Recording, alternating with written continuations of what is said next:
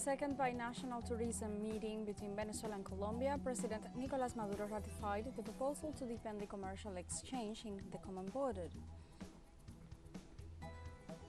In Argentina, retirees who rallied against Javier Milei's veto of the pension reform were repressed by police forces.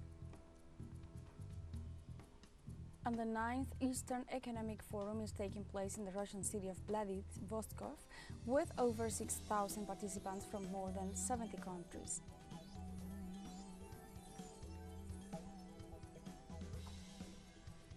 Hello and welcome to From the South. I'm Alejandra Garcia from teleSUR studios in Havana, Cuba. We begin with the news. During the second binational tourism meeting between Venezuela and Colombia, President Nicolás Maduro ratified the proposal to deepen the commercial exchange in the common border. During the event, the Venezuelan head of state assured that tourism is a source of brotherhood between Colombia and Venezuela. At the same time, he reaffirmed that in the last 2 years, the flow of tourism between both countries has grown by 46% after having been at minimum levels. Likewise, Venezuelan authorities assured that the meeting represents a significant advance in the collaboration between both countries. The Venezuelan president also indicated that after the talks, the best agreements that the two nations have had in 150 years have been signed.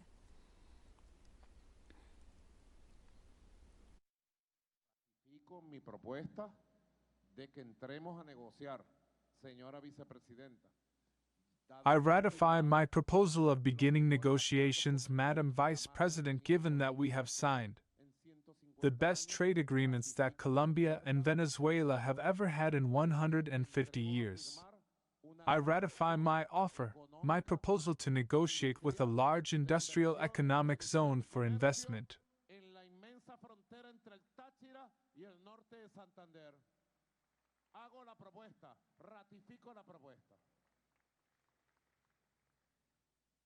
Production and trade in the immense border between Táchira and the north of Santander. I make the proposal. I ratify the proposal. 56% in 1 year. These are very promising numbers, very promising.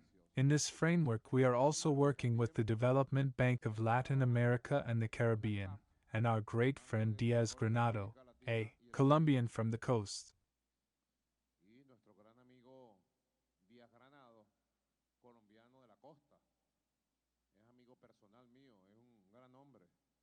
He is a personal friend of mine. He is a great man who has helped a lot, a serious man. We are talking in the framework of thinking big in a great economic development zone between the north of Santander and Táchira. And maybe a little further, we are ready to negotiate and sign. On Thursday, the Venezuelan Attorney General Tarek William Saab offered statements on the case of former presidential candidate for the far-right opposition Edmundo González Urrutia. In this regard, Saab informed that during his meeting with González Urrutia's lawyer, José Vicente Haro, presented a letter acknowledging the Venezuelan justice system, but denied direct links to the crimes. The Attorney General ratified the 3 summons issued for the former candidate and pointed out that González validated the false website where images of tally sheets of the presidential elections of July 28 were shown. In addition, the prosecutor's office has reportedly opened a criminal investigation to determine the responsibility of those who threatened to assassinate the prosecutor working on the case of the minutes presented by the extreme right. Furthermore, the Attorney General affirmed that González Urrutia was an excuse of the radical Venezuelan opposition to fill the country with violence.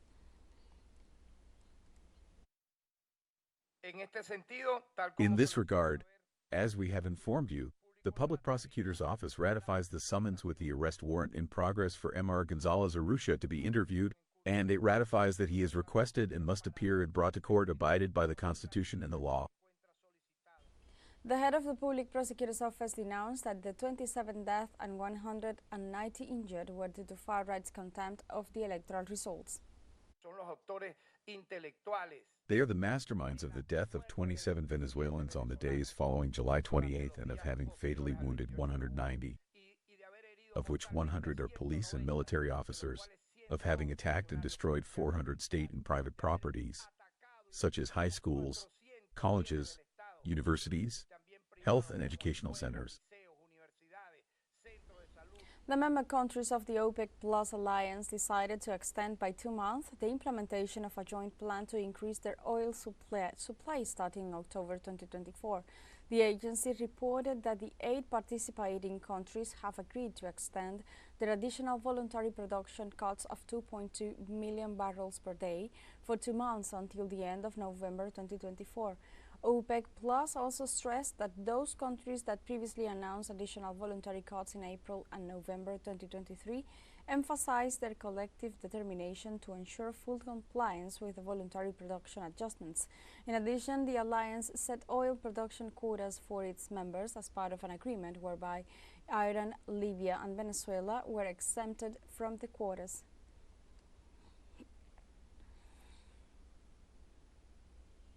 In the United States, former President Donald Trump said that the economic sanctions applied by Washington against several nations end up hurting the U.S. currency. During a speech at an event in New York City, Trump acknowledged that during his term he applied several sanctions to countries such as Venezuela, but then tried to lift them because they caused a blow to the U.S. economy. Likewise, the former President of the United States reiterated his position that if he were to return to the White House, he would reinforce many sanctions, especially those directed at Russia. It is important to note that these statements come after the President Joe Biden and his team announced a series of sanctions against several Russian state media, which are accused of allegedly interfering in the presidential elections of July of 2024.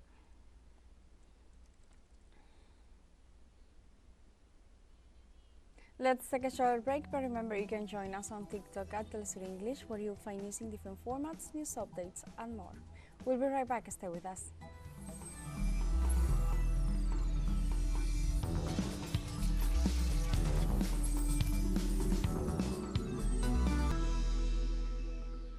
Welcome back. In Argentina, retirees who rallied against Javier Milei's veto of the pension reform were repressed by police forces. The mobilization was held from the National Congress to the Plaza de Mayo, where the security forces repressed demonstrators who were expressing their rejection to Milei's veto. In this context, the call for the protest is led by the National Coordinating Table of Retired and Pensioned Organizations, which gathers over 30 organizations. It must be noted that the federal police had also repressed past week the retirees who mobilized to the Congress against the presidential veto of the pension reform approved by the Congress, which increased their pensions by 8.1%.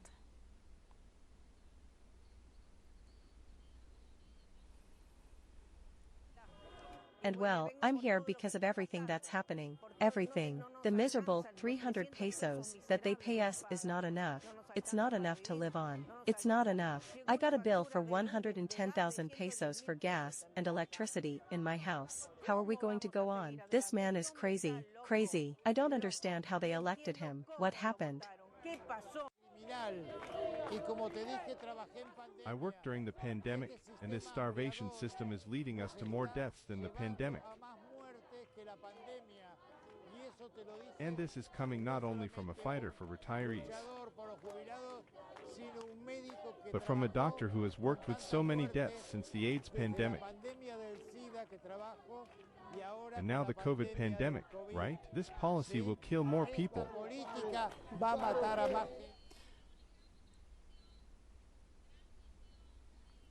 For their part, retirees demanded that the Congress revoke the veto, arguing that what is at stake is not only the increase, but also the government's failure to transfer funds from national taxes to the provincial pension funds and its refusal to pay court rulings in their favor. In that sense, this new march continues the campaign to collect 1 million signatures against the veto, coordinated by 35 groups of retirees, among which there are both historical organizations and new spaces that have arisen in response to the libertarian adjustments.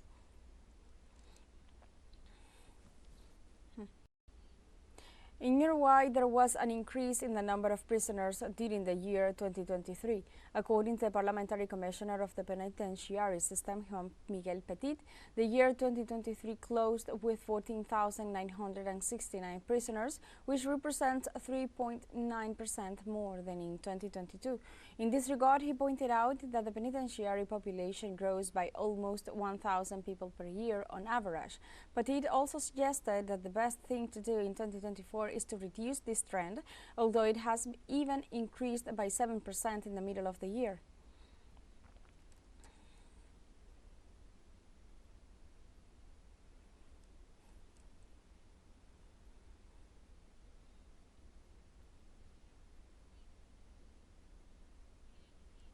Bolivian President Luis Arce opened on Thursday the 17th meeting of economists and which he proposed to promote initiatives for the well-being and sustainable development of the country.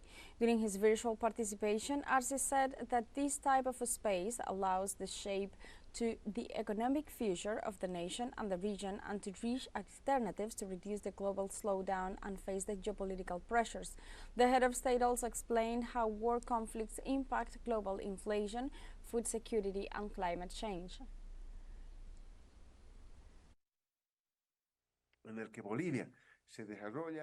Where Bolivia is affected by the influence of world prices through international trade, especially through exports, and we cannot forget the geopolitical tensions,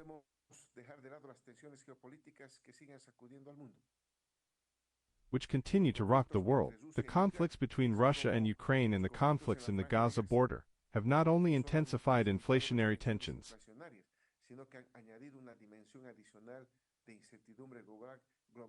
but have added an additional dimension of global uncertainty that directly affects our economies in a context where two blocs are vying for world hegemony. In Panama, President José Raúl Mulino announced the extension of the nighttime curfew on the border with Costa Rica due to high crime rates. During a press conference held on Thursday, the Panamanian head of state said that the following week he will include the province of Bocas del Toro in the curfew due to the high levels of delinquency in the area. At the beginning of the week, a nighttime curfew was declared in the province of Colón and in the capital district of San Miguelito in Panama City. Molina also warned that harsher actions could follow in the measure if the measure does not work and urged families not to allow minors to be on the streets at night.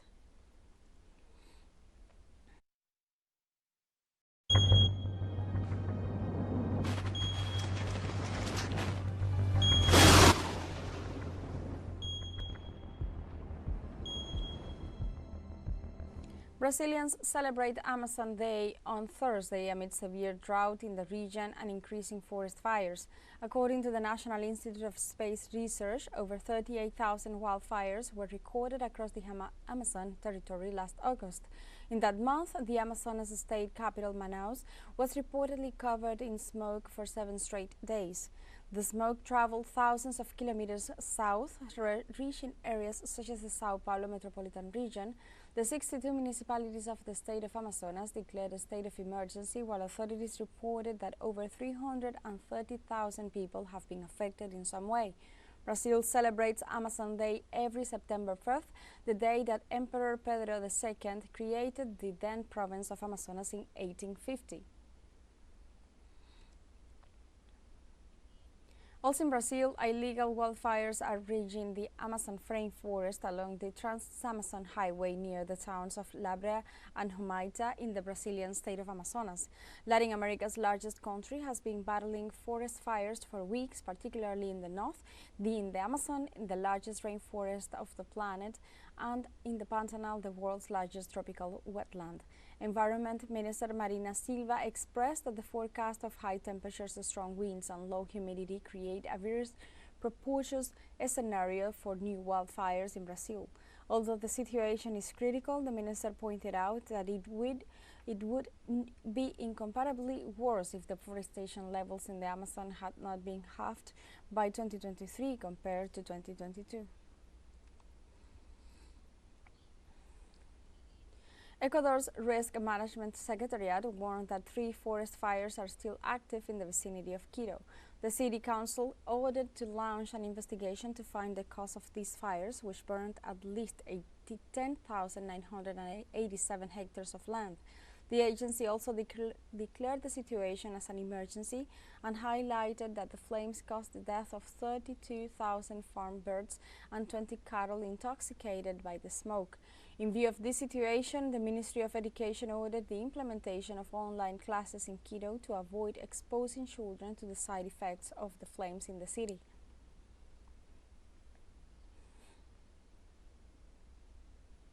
We have a second show break coming up. Before we invite you to visit our YouTube channel at teleSUR English, there you'll be able to rewatch our interviews, top stories, special broadcastings and more. Hit the subscribe button and activate the notification bell to stay up to date on the world's most recent events. Final short break, don't go away.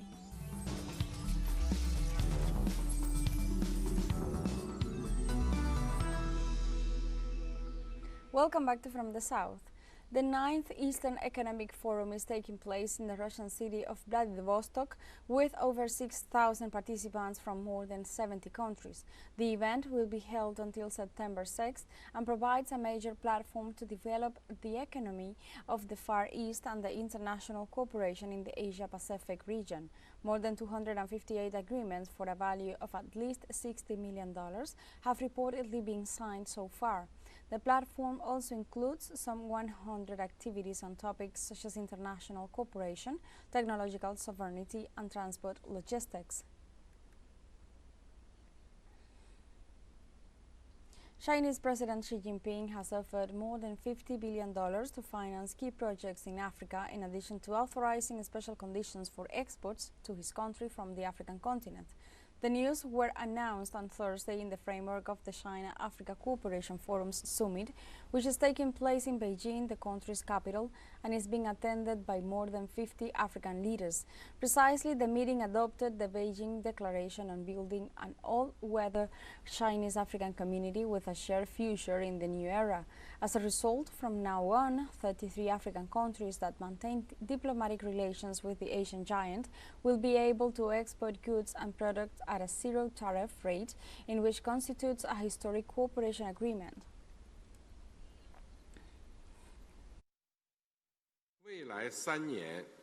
Over the next 3 years, the Chinese government is willing to provide financial support amounting to 360 billion yuan, $50 billion, to Africa.